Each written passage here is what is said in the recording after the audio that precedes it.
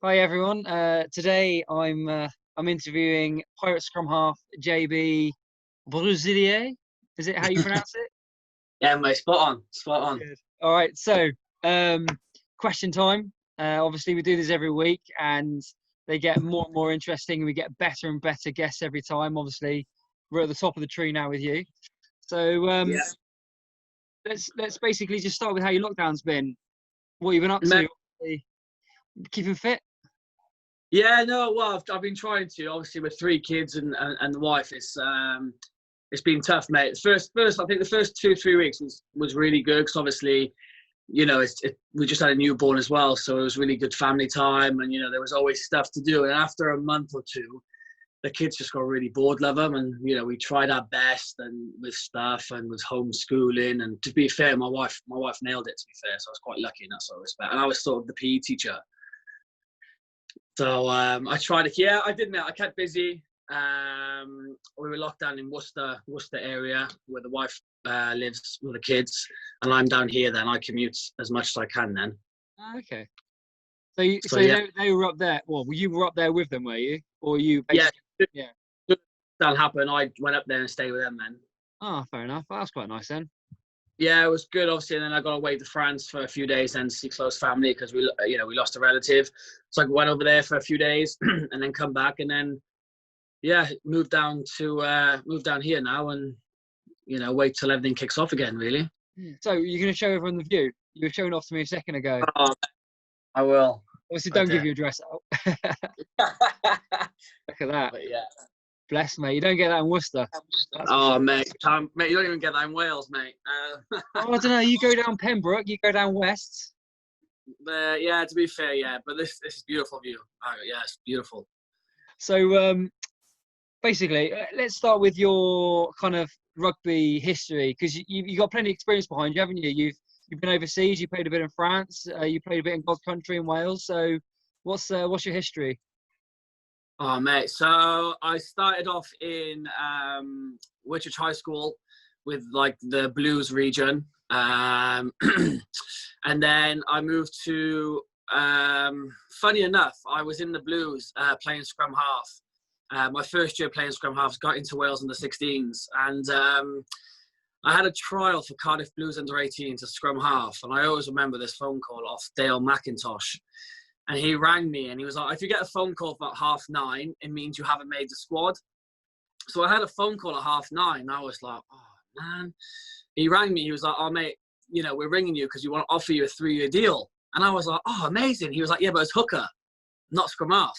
I was like, mate, like I did the trial as a scrum half, not a hooker. Like a hooker was back in the days. And I was like, look, I'm not going back to that road. So, I want to stay a scrum half. And that was quite great. And still now, even if I pop past him, but he still thinks I'm a hooker, which most people think I do look like a hooker. Obviously, seen your pass as well, but yeah. Well, I've got a question before you continue. I've got a question for you. I've seen you warming up, obviously, before games, early in the season, and I've seen you box kicking a bottle of water. Yeah. What's it? Because I tried that. I thought, if it's good enough for JB, I might as well give it a crack. Honestly, I nearly broke my foot. You don't do a full water bottle. Well, how many milliliters are supposed to be in it? Like, is there a precise? I do it to the last line. What's the thought process behind that? Apart from being very unique. It's just I've done it. I did it once in a warm up with. Well, it goes back years now, but I did when I was playing rugby in France. I went on a year loan to Toulon for a year. Like I trained with them 3 days a week. Okay. After every session, I don't want to bring his name into it, but Johnny Wilkinson used to like do one-on-one kicking with me for an hour after every session. And he said it's all about ball control. So one day, I was drinking my bottle. He was like, "Oh, use this." And since then, I've just used it before every game. It kind of, when you think about it, apart from obviously I had too much water in it. When you box kick, because box kick is a massive part of the Pirates game plan now, isn't it? Obviously, exits and stuff like that, kicking to compete, kicking for territory, and a box kick is actually a really hard kick because. Yes, you can extend the breakdown like Exeter Chiefs do and have 20 people in it, but often you don't have time to do it anymore, and you've got to get the ball up and over, and it's all about drop, isn't it? And where you hit the ball. If you hit the ball too high up, you skiff it. If you hit it underneath, it just goes up and doesn't go forward. So Yeah. it's quite a finesse skill, and it's not necessarily as easy as people may think. No, I'm quite lucky. I always step backwards, so I've got I've got a bit of an extra time on my kick, but it's all about the ball control for me, and that's why use the water bottle, and even during the week, it's all my my theme's always with how I hold the ball and how that time in between releasing the ball and then my kick going forward. So yeah, I've done it for about 10 years now, I think. So if I don't do it, I'm not. I can't focus for a game. So yeah, it's one of the routine and habit now, I suppose. Yeah. So I have to do it. Well, next time we see, you have to show me exactly whereabouts to put the water, because, like I said, I think I broke a toe when I did it. But a water sorry, bottle. yeah, you were saying, sorry, your rugby history. Yeah. So so I went to that when they thought I was going to sign for hooker. I said no. I moved to the Gwent Dragons for a year. And then during that time, when I was in high school, I basically failed my GCSEs. I was missing one GCSE to stay in Whitchurch High School, and they wouldn't let me in. So I moved to a local school, Lanishan, and then they let me do my whole GCSEs again, which I worked hard for, and I passed them all, luckily. And I got in touch with my school. My teacher then was called Harry Trelawney. He was good friends with a guy called George Taverner, who was the head coach in Filton College in Bristol. Oh, yeah. And made the move over there for a year, which was amazing for my rugby. And then towards the end of that Filton College year, I did a lot of sevens at the time, and then got picked up by Saracens to do. I lost you there for a second, mate. You still there? Yeah, can you hear me? Yeah, sorry, that'd be awkward. Oh, it's like I got to Saracens. You got picked up by Saracens. Sorry. Yeah, so I got picked up by Saracens for Premiership Sevens. We did really well in that, and then they offered me a year in like an academy contract, which then I was with Old Albanians, who were a National 2 at the time. Oh, yeah. So I did a year with that, which was amazing. I learned a lot of Saris, because obviously they were a kicking team as well back then, and still are now. And then after that, did really well at OAs, got promoted that year.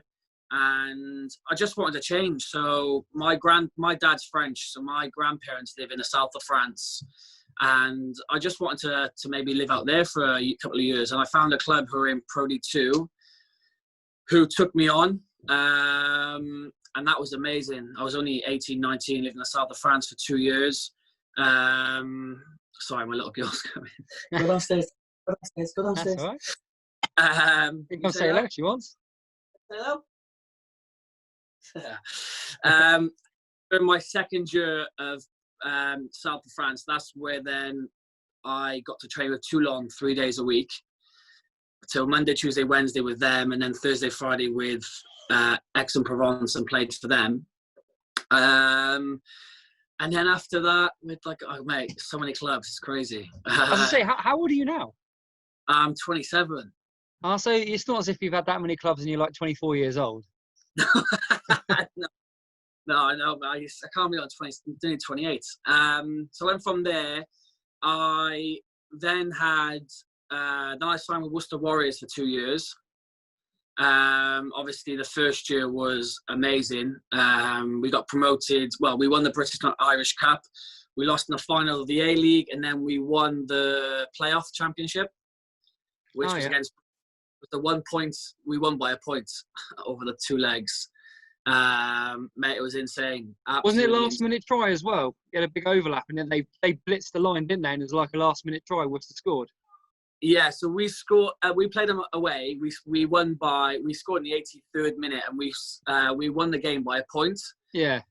The point's not going to make a difference, blah. So anyway, they come to us, and then with 10 minutes to go, we were losing 14. We had to score 2 tries to draw, and yeah, mate, we scored the last try on like the 82nd minute. It was crazy, and then when Lammy just nailed the kick, we won 50. I think it was 56-55. I think. Yeah. Yeah, that was crazy, and then I went off.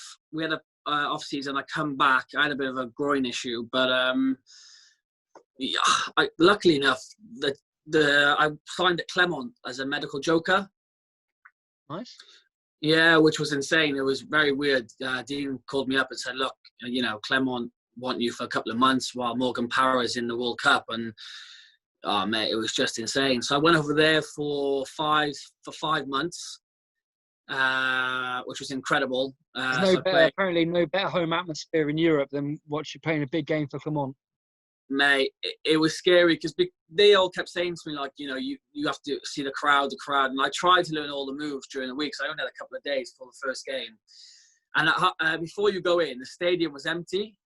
And then when we got our shirts on, come out, mate, it was like, I totally didn't know any of the calls. Like, it was really embarrassing a few times because the crowd was just, it's insane. And then, I went there for 5 months. Come back to Worcester. I didn't have much luck at Worcester.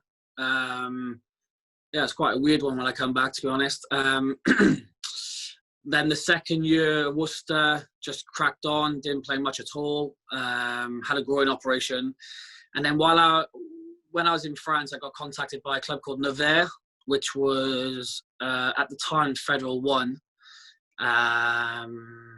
And they offered me a really good deal at the time. And I thought, well, with a young family, let's go and experience France. So we signed 3 years. After the second year, it was a no-go. We just didn't like it. We had a new baby girl. She was very unwell. And we just need like a new fresh start.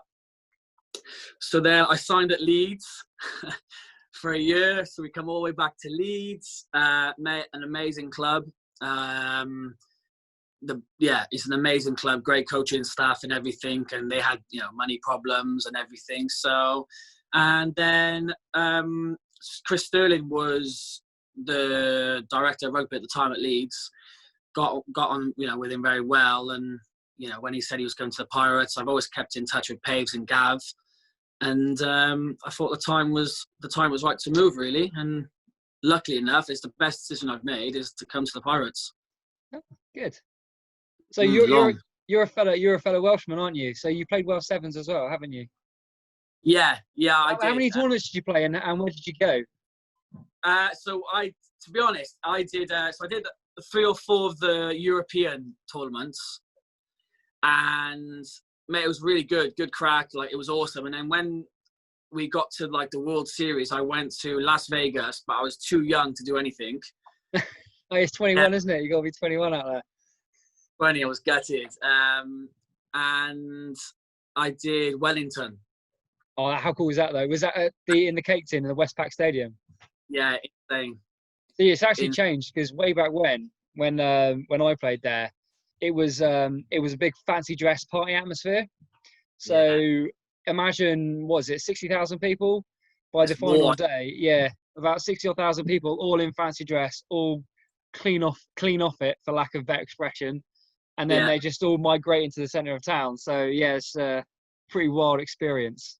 It's such a good place. Like, it was, but it's a funny one, Sevens, because I thought it was, not to sound, when I was younger, I thought it would be like a holiday.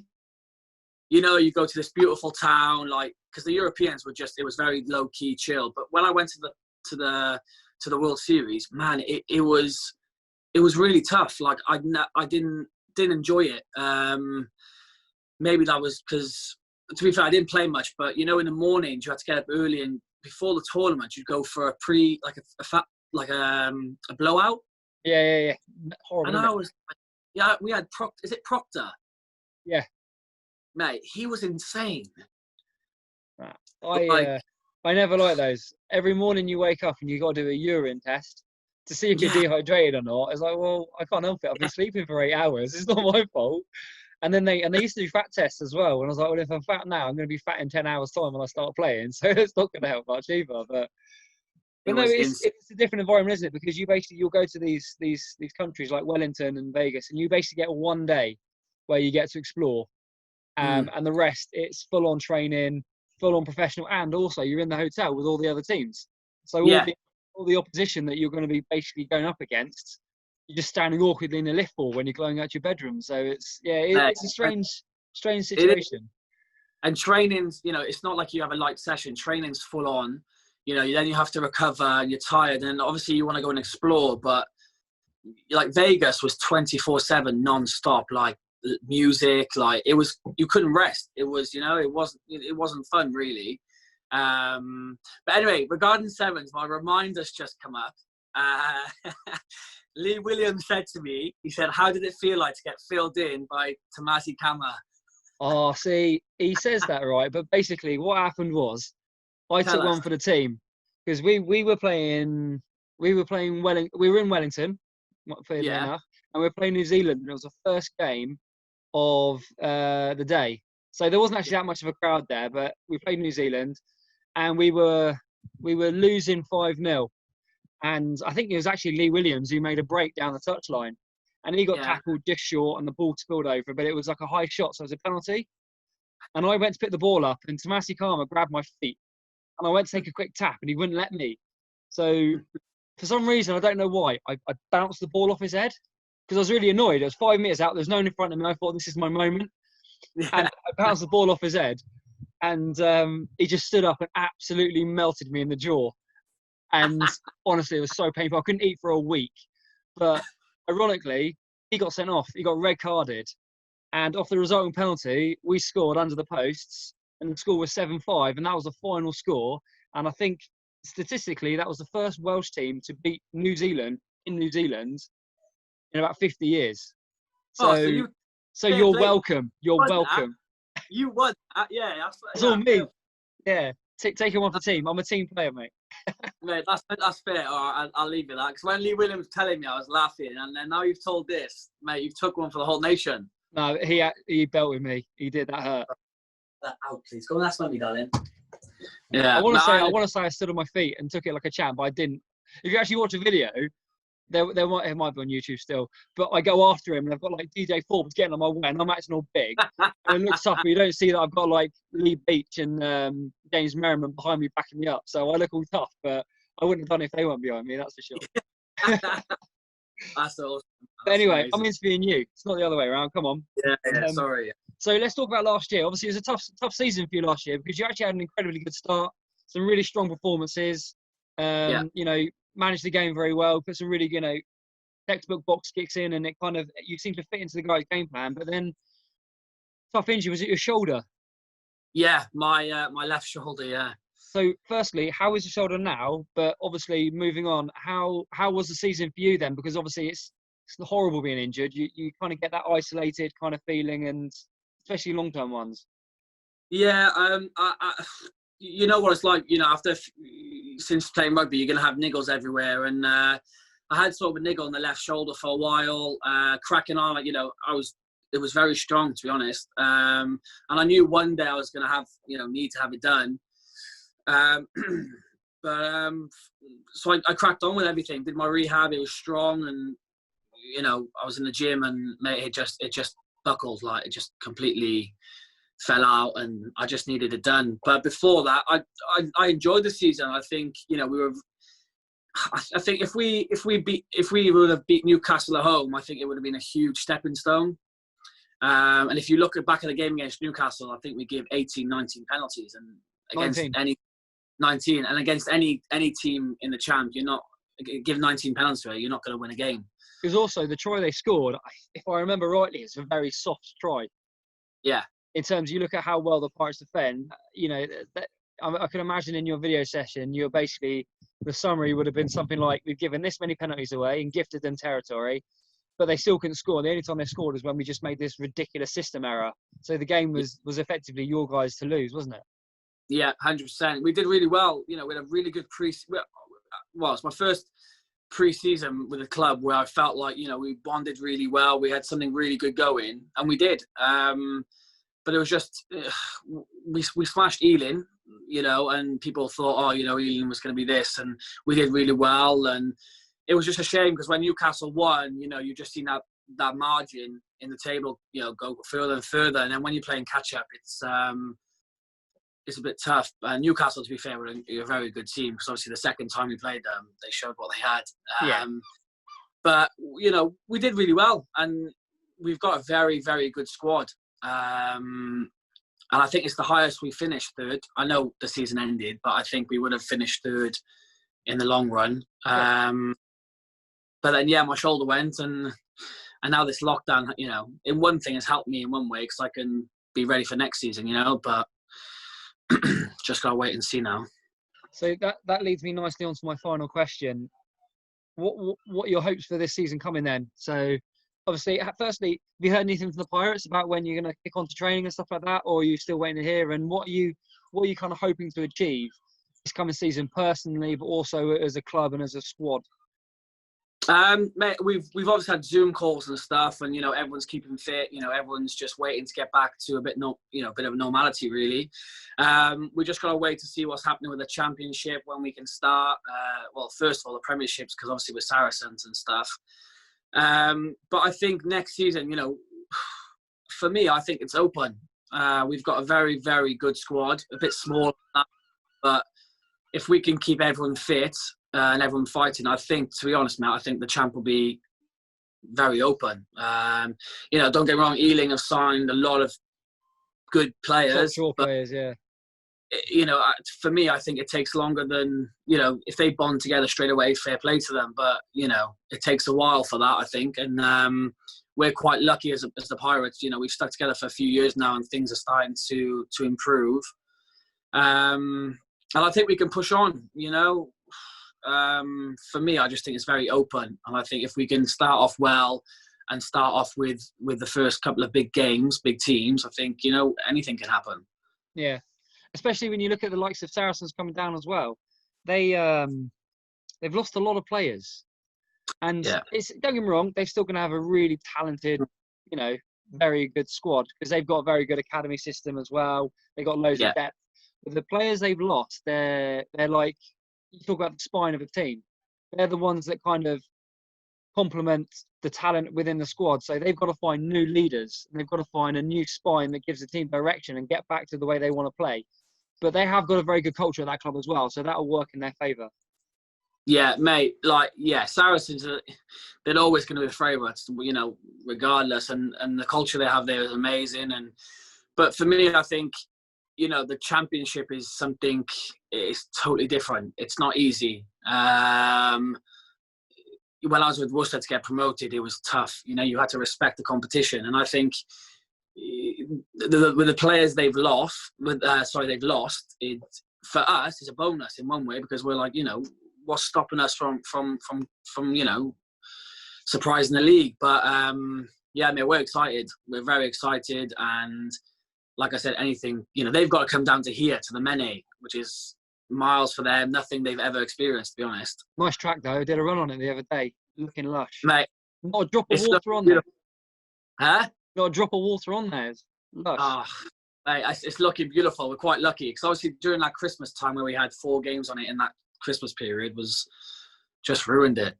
You guys don't know how good you've got it, I tell you, because yes, it didn't have any grass on it, but it was still a nice kind of firm, sandy-like based pitch.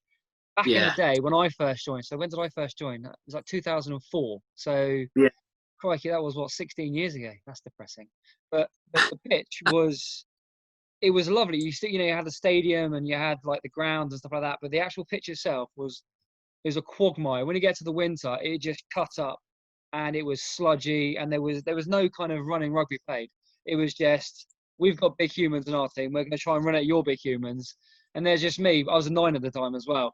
So I'm just following all these big people around thinking, right, should I have a break here? No, it's a bit wet over there. I'll wait till we get to a dry bit of the pitch. So, yeah, you guys don't know how good you got it.